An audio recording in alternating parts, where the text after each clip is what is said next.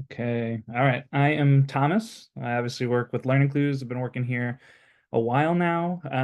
Did my master's at University of Michigan while working on this project. So I'd focus on information science, machine learning, artificial intelligence. And so I do the back end AI machine learning work for the project. All right. And I'm going to turn off my camera just so I'm not too laggy here. And then I will start up the demos.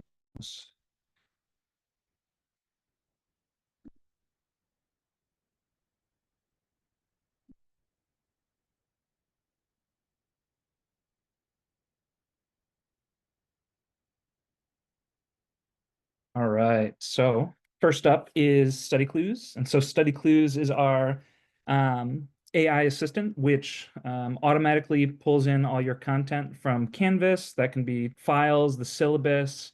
If you have open source textbooks that are on there, we can pull that in. And then videos, video transcripts from multiple different sources, depending on what you are using. And so a student can ask questions and get responses back with links directly back to those materials from the class. And so we've made a couple of upgrades to our traditional study clues. So now we've added conversationality and multi-course. So I will just show first, this is a Climate 102 course. So I'll just start off with just a question for Climate 102.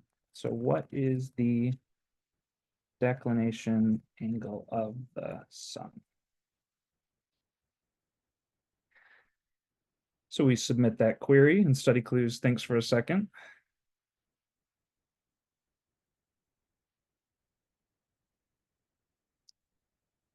And then we get a response back from Study Clues that walks you through the answer and then also provides links directly to resources in the class that are relevant to that response. And so in the case of a video, a student can click into the video and it'll take them right to that spot where that part of the answer was mentioned.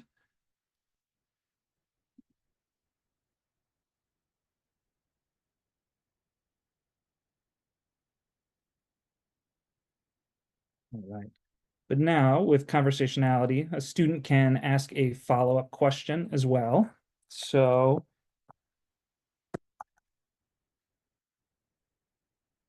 about if the date was December 11th for that calculation.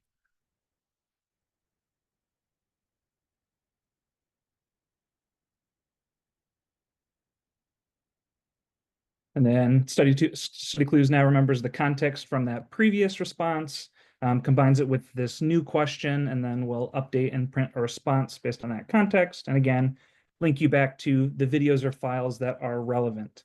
A couple other just feature overviews as well, so students can provide feedback on the responses as well for us. And we have suggested queries as well, the popular queries that are being asked to the course to kind of give a student an option to build off if they may not be sure what to ask at first. So as a part of this conversationality, students can also create new conversations or go back to their previous conversations and continue them on, look back through what they asked before, what were those previous resources that were recommended. And then now to show off the multi-course functionality. So we've got this new multi-course button here. And if a student clicks it, Study Clues will now search through all of the classes that they have been in that are associated with Learning Clues. So if Learning Clues has been in those courses, they can search that content from previously. So they turn on the multi-course button, and then they can ask a question like, what textbooks do I need for my classes?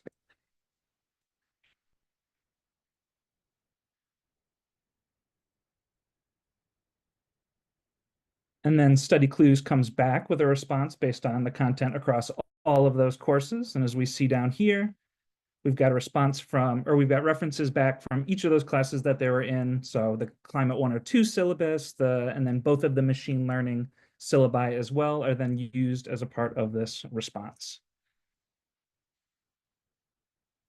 So also as a part of multi-course, you don't have to search all courses at once. If a student wanted to just search a subset of those courses, they can uncheck them, but by default, Study Clues will select all when they initially click.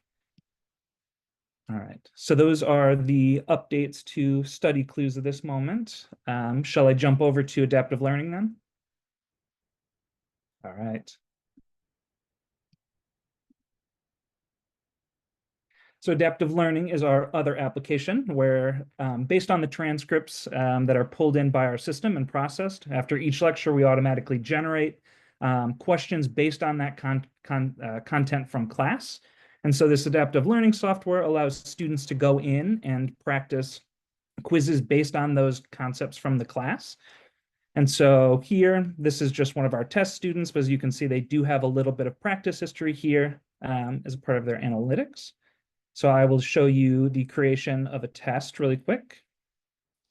Students can go in and then select from any of those concepts that are outlined for their course. So right now I will just select all of the supervised learning method concepts. They can go forward, select how many questions they want. If they want a timer to challenge themselves, they can. And then the quiz is generated. And so a student can go through, answer each of these questions. And while they're answering, there's also hints available. So if they need a little extra help along the way, they can get that. So as the student goes through, answers all of the questions, when they are done,